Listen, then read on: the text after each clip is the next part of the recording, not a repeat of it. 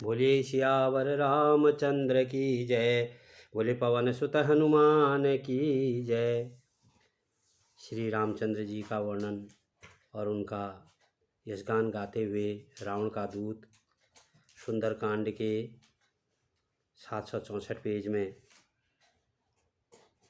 रामचंद्र जी की बड़ाई करते हुए और लक्ष्मण और वानर सेना की बड़ाई करते हुए रावण से वहाँ का हाल सुना रहा है कि वे किस प्रकार विभीषण से, आपके भाई विभीषण से मंत्रणा करके समुद्र पार करने की योजना बना रहे हैं। राम तेज बल बुद्धि विपुलाई, शेष सहस सत सकई न गाई। सकसर एक सोषि सत सागर, तब भ्रातहि पूछे नय नागर।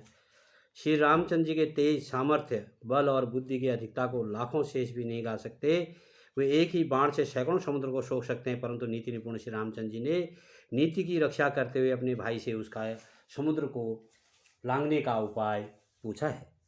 तासु बचन सुनि सागर पाही, मागत पंथ कृपा मन माही। सुनत वचन बिहसा दस शीसा, जौं असीमति सहाय कृत कीसा। आपके भाई के वचन सुनकर वे श्री राम जी समुद्र से राह मांग रहे हैं। उनके मन में कृपा भरी है, इसलिए वे उसे सोखते नहीं। अगर रामचंद्र चाहें तो समुद्र को सोख सकते हैं। दूत के ये वचन सुनते ही रावण खूब हंसा और बोला, जब ऐसी बुद्धि है तभी तो वानरों का सहायक बनाया गया है विभीषण को। सहज वीरु कर वचन दृढ़ाई, सागर सन ठानी मचलाई। मूढ़ मृषा का करसि बढ़ाई, रिपुबल बुद्धि था में पाई। सवा ही डरपोर विभीषण के वचन को प्रमाण करके उन्होंने समुद्र से मचलना बाल हट ठाना है। अरे मूर्ख, झूठी बड़ाई क्या करता है? बस मैंने शत्रु राम के बल और बुद्धि की था पा ली है। सचिव सबित विभीषण जाके, विजय विभूति कहाँ जगता के। सुनी खल वचन दूत ऋषि बाड़ी, समय विचारी पत्रिका गाड़ी। जिसके विभीषण जैसा डरपोक मंत्री हो जिस रामचंद्र जी का, उसे जगत में विजय और विभूति ऐश्वर्य कहाँ से मिलेगी। दुष्ट रावण के वचन सुनकर दूत को क्रोध बढ़ गया। उसने मौका समझकर पत्रिका निकाली जो लक्ष्मण जी ने दी थी रावण को देने के लिए, और कहा, रामानुज दीन यह पाती, नाथ बचाई जुड़ावऊँ छाती। बिहसी बाम कर लीनि रावण, सचिव बोली सट लाग बचावन। और कहा, श्री राम जी के छोटे भाई लक्ष्मण ने यह पत्रिका, यह चिट्ठी आपको दी है, हे नाथ, इसे बचवाकर छाती ठंडी कर लीजिए, आप इसको पढ़वा लीजिए, इसको पढ़ लीजिए। रावण ने हंसकर उसे बाएं हाथ से लिया और मंत्री को बुलाकर कहा, मूर्ख, इसे पढ़ो, इस चिट्ठी में क्या लिखा है। बात न मन ही रिजाई, सट जनिघाल जिको लिखीस। राम विरोध नौ बरसी, शरण विष्णु अजीस। पत्रिका में लिखा था, अरे मूर्ख रावण, केवल बातों से ही मन को रिझाकर अपने कुल को नष्ट भ्रष्ट कर देगा। श्री राम जी से विरोध करके तू विष्णु ब्रह्मा और महेश की शरण जाने पर भी नहीं बच सकता है। कीत जिमान अनुज युवा, प्रभुपद पंकज भृंग। हो ही कि राम सरा नल, खल कुल सहित पतंग। या तो अभिमान छोड़कर अपने छोटे भाई विभीषण की भांति प्रभु रामचंद्र जी के चरण कमलों में भ्रमर बन करके आ जा, अथवा रे दुष्ट श्री राम जी के बाण रूपी अग्नि में परिवार सहित पतिंगा हो जा। दोनों में से जो अच्छा तुझे लगे ऐसा अपना कर ले। सुनत वचन सुनत सभय मन मुख मुस्काई, कहत दशानन सबहि सुनाई। भूमि पर आकर गहत आकाशा, लघु तापस कर बाग बिलासा।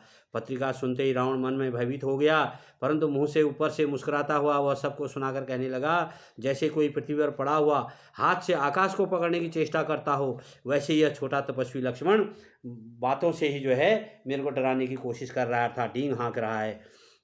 का सुखनाथ सत्य सब बानी, समुझऊ छाड़ प्रकृति अभिमानी। सुनौ वचन मम परिहरि क्रोधा, नाथ राम सन तजऊ विरोधा।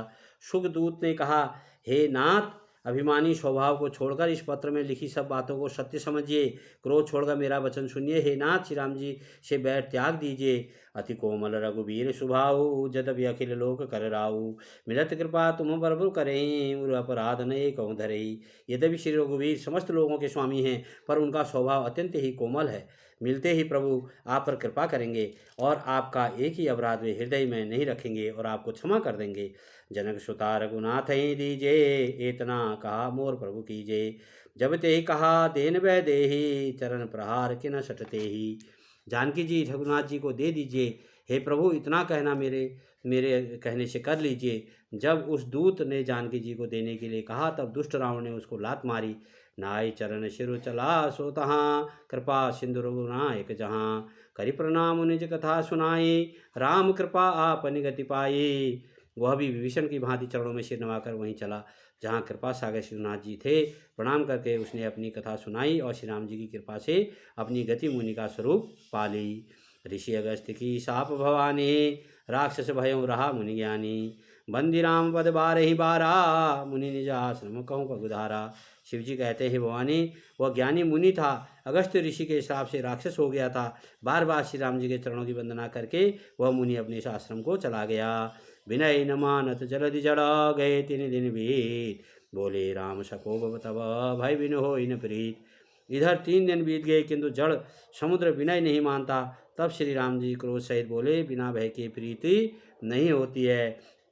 इसलिए श्री रामचरितमानस में सुंदरकांड में जीवन को चलाने योग्य सभी बातें कही गई हैं। पूरा श्री रामचरितमानस हम कलयुग के मनुष्य को अपना जीवन चलाने के लिए एक उदाहरण स्वरूप हमारे पास ग्रंथ है। उसका अध्ययन और मनन श्रवण करना चाहिए और उसी अनुसार अपने परिवार को, अपने समाज को, अपने देश को चलाना चाहिए। इसमें सभी बातों की समस्याओं का हल लिखा हुआ है। इसलिए कहीं कहीं पर जो है डर और भय भी जरूरी होता है। जहाँ डर भय होना चाहिए वहाँ डर भय करना चाहिए, और जहाँ डर नहीं होना चाहिए वहाँ निर्भय होकर के अपनी बात को कहना चाहिए, और जहाँ बच्चों के साथ प्रेम करना चाहिए वहाँ प्रेम भी करना चाहिए। इस प्रकार से सुंदरकांड के हमने कुछ श्रवण और मनन किया। आपको अच्छा लगा हो तो आप लाइक और सब्सक्राइब शेयर अवश्य करें। Thank you.